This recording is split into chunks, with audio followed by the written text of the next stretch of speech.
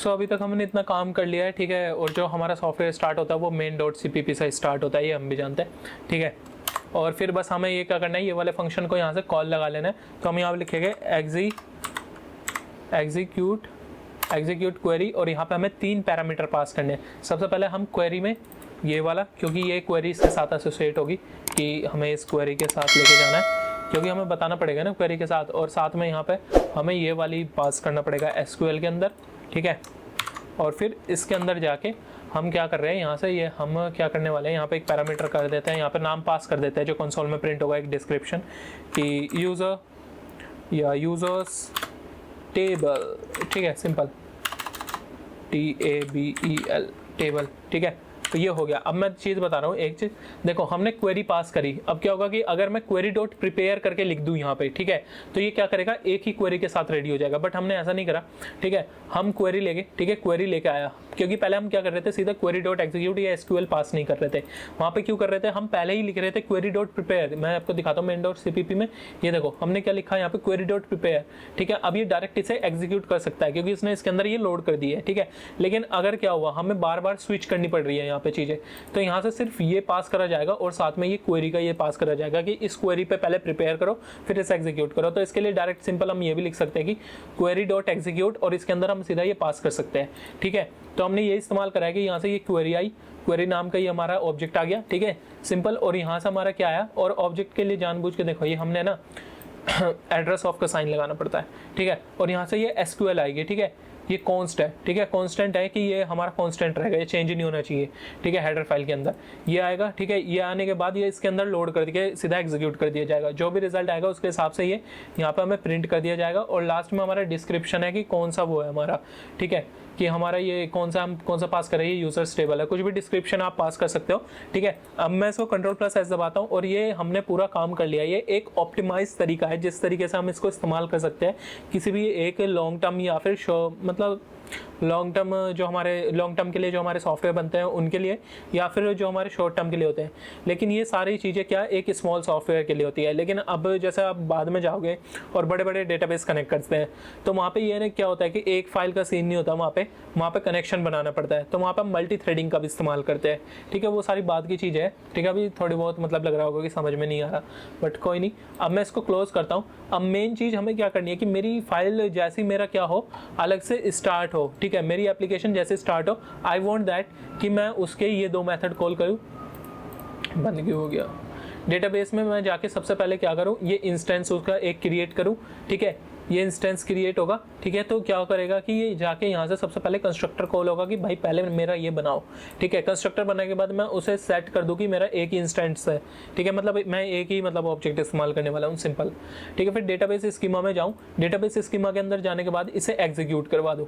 अब आपको क्या करना है कि अगर आपको मोर टेबल्स और करने हैं इसके अंदर, तो बस इसे कॉपी करना है यहाँ से, देखो दिखा देता हूँ, Ctrl+C एंड यहाँ पे जाके Ctrl+V, ठीक है। और यहाँ से आप इसका नाम चेंज कर देना क्योंकि है, और यहाँ से ये सारी चीज़ें डिटेल्स चेंज कर देना। मैं इसको बाद में करके दिखाऊंगा, पहले हम इसको कर लेते हैं, ठीक है,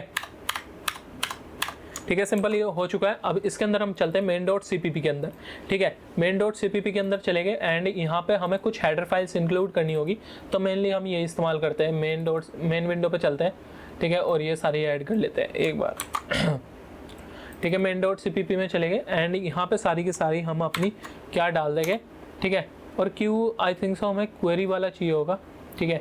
हमने ये सारी तो ऐड कर ली, हमें साथ में क्या चाहिए, हमें डेटाबेस वो भी तो चाहिए, इंक्लूड, ठीक है, इंक्लूड।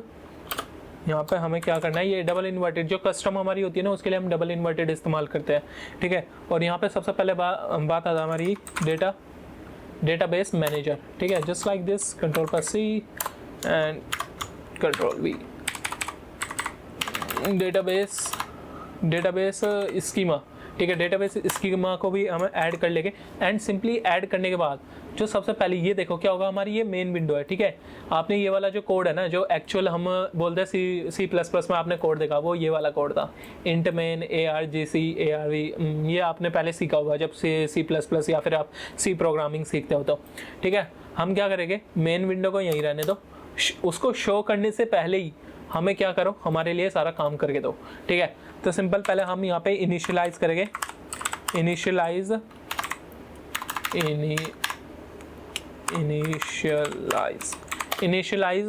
एंड ओपन डीबी, या डीबी से समझ जाना, डेटाबेस को रेफर कर रहा हूँ मैं, ठीक है। और यहाँ से आपको क्या करना है, क्यू डेटाबेस, ठीक है।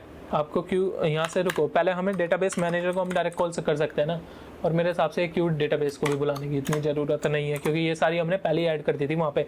तो हम यहाँ पे ये करेंगे, ये डेटाबेस मैनेजर आया, डेटाबेस मैनेजर में हम यहाँ से कुछ बना लेते हैं, इसके डीबी नाम का मैनेजर एक बना लेते हैं, इसका एक ऑब्जेक्ट मैनेजर, ठीक है।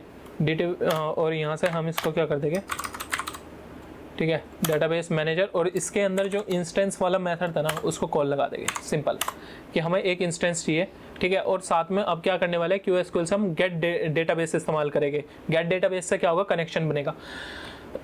मैं एक फाइल दिखा देता हूँ, ये देखो, पहले हमने इस वाले को कॉल करा, ठीक है, कि भाई पहले जाओ मेरा इंस्टेंस ये करो, ठीक है, डेटाबेस मैनेजर। फिर हम गेट कर रहे हैं कि भाई मेरे को अब डेटाबेस रिटर्न करो।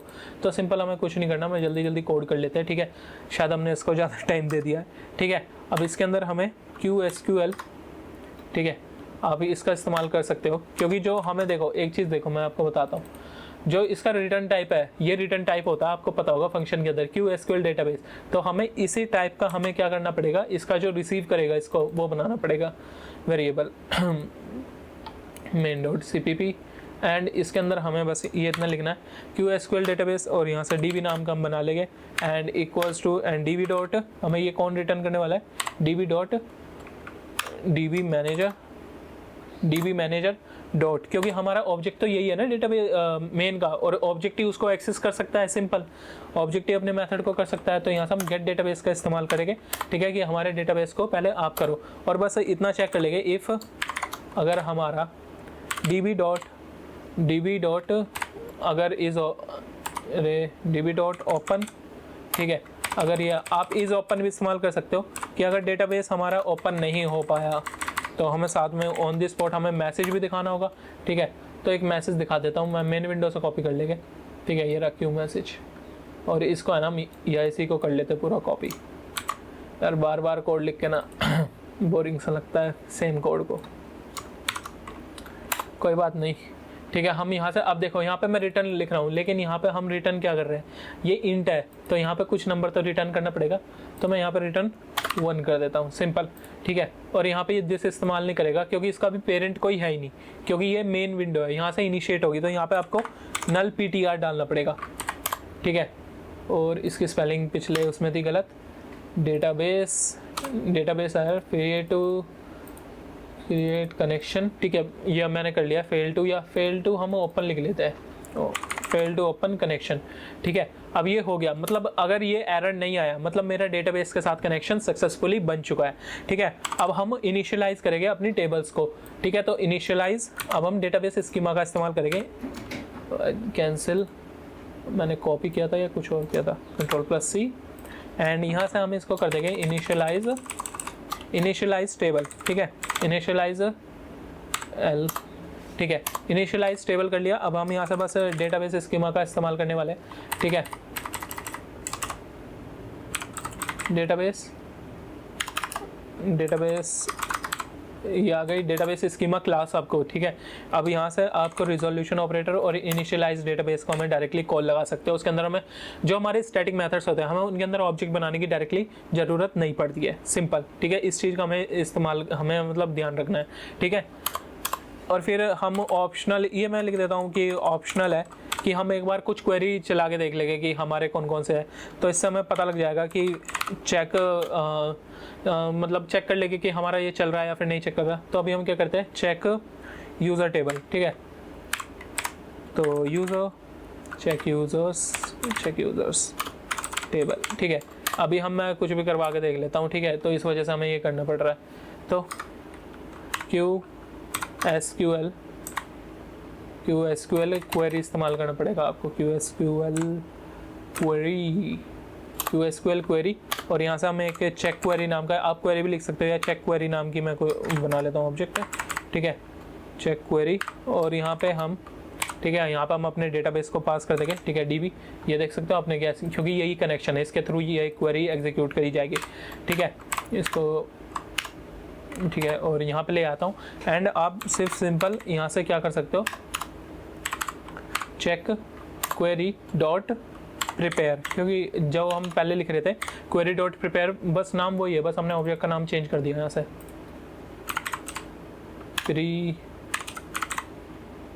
प्रिपेयर, ठीक है, ये सिंपल। अब यहाँ पर हमें क्वेरी पास करनी होगी, तो आप यहाँ से कुछ भी क्वेरी लिख सकते हो। मैं यहाँ से लिख लेता हूँ सेलेक्ट, या हम ये वाली क्वेरी चला लेते हैं ना, सेलेक्ट SELECT सेलेक्ट नेम, ठीक है। ये एक हमारी डेटाबेस रिलेटेड क्वेरी है, मतलब ये डेटाबेस से रिलेटेड है, ठीक है।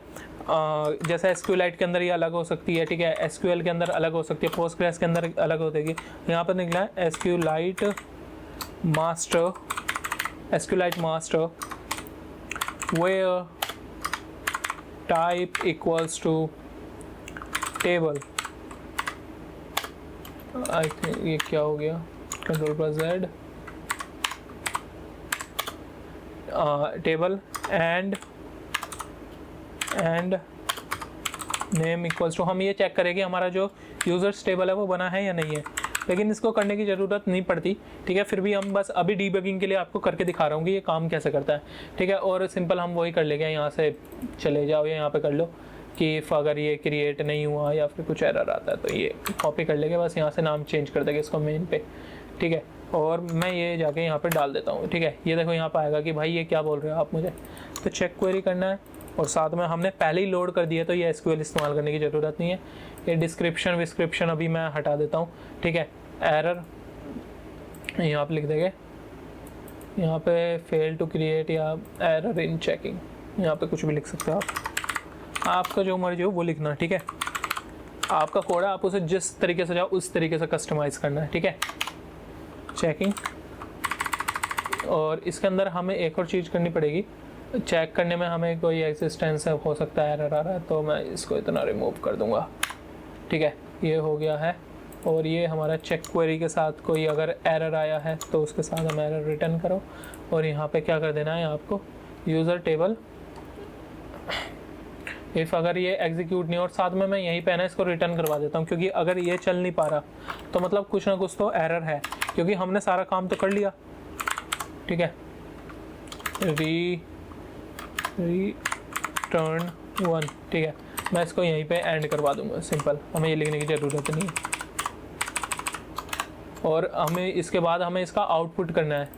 अरे ये रिटर्न की स्पेलिंग क्या है, रिटर्न, भाई साहब कीबोर्ड भी आजकल चल नहीं पा रहा, कोई बात नहीं।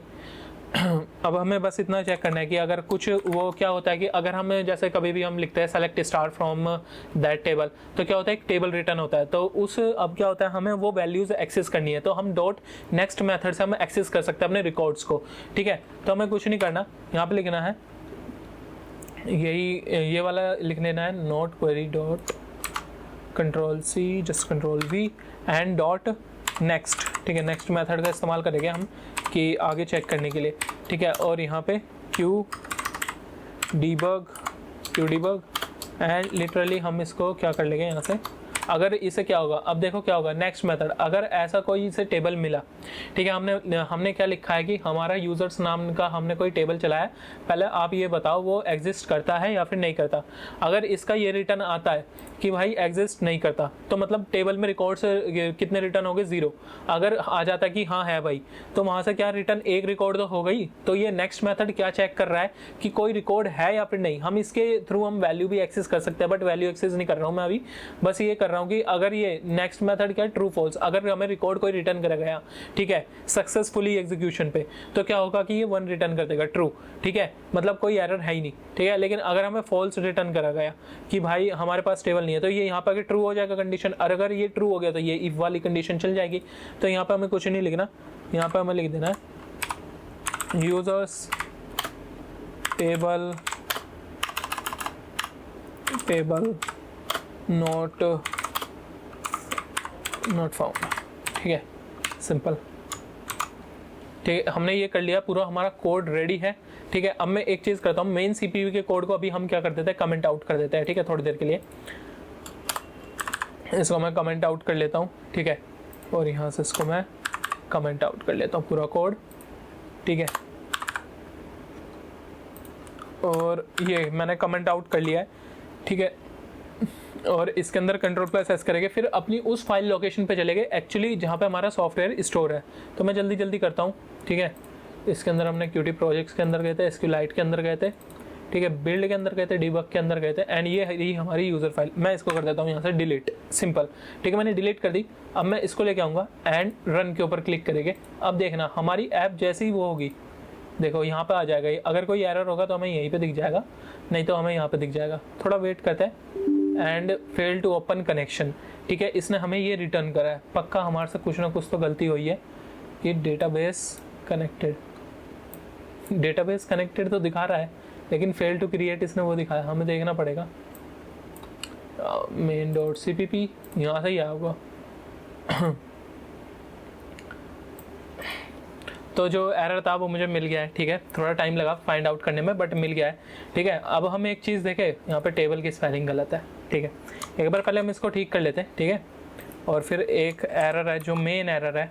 ठीक है, TABLE होता है, और हम Ctrl+F से ही इसको खोल सकते हैं। एंड यहाँ पे क्या क्लिक करेंगे, मैं एक बार इसको कॉपी कर लेता हूँ, 2 मिनट। Ctrl+A Ctrl+X, एक बार मैं दिखा देता हूँ। Ctrl+F दबाना है। ठीक है, ये आपने सेलेक्ट कर रखा है, ये ऑटोमेटिक ले लेगा, नहीं तो टाइप कर लेना। एंड यहाँ पे क्लिक करना है, एंड यहाँ पे रिप्लेस ऑल के ऊपर क्लिक कर दो। ठीक है, 4 जगह था, इसने फिक्स कर लिया। ठीक है, अब मैं एक और चीज़ दिखाता हूँ। हम डेटाबेस मैनेजर के अंदर जाएंगे, हमने ये पहले बना लिया, फिर लोकली हमने कंस्ट्रक्टर के अंदर बनाया, तो इस वजह से डेटाबेस का कनेक्शन ओपन ही नहीं कर पा रहा। बस हमें इसको रिमूव करना है। ठीक है, एंड वी गो, चलो एक बार रन हो जाए। ठीक है, वेट करते हैं, थोड़ा सा टाइम लगा रन होने में, लेट्स वेट। एंड ये बिल्ड होने लग रहा है, एंड ये बिल्ड सक्सेसफुली हो चुका है। ठीक है, और इस तरीके से हमने एक ऑप्टिमाइज तरीका सीखा है। एंड आपको मैं एक और चीज़ दिखा देता हूँ, एक बार मैं इसको ना एंड कर देता हूँ जल्दी से, यहाँ से एंड कर लेंगे। एंड मैं इस फोल्डर पे चलता हूँ, एंड इसको डिलीट कर देंगे। ठीक है, एंड इसके ऊपर क्लिक करेंगे, रन के ऊपर क्लिक करेंगे, एंड ये फाइल फिर से आ चुकी है। ठीक है, तो इस तरीके से हम इस चीज़ को इम्प्लीमेंट कर देंगे। ठीक है, और अभी हमें जो चीज़ देखनी है कि हम अब इसको कैसे इस्तेमाल करेंगे अपनी विंडोज़ के अंदर। ठीक है,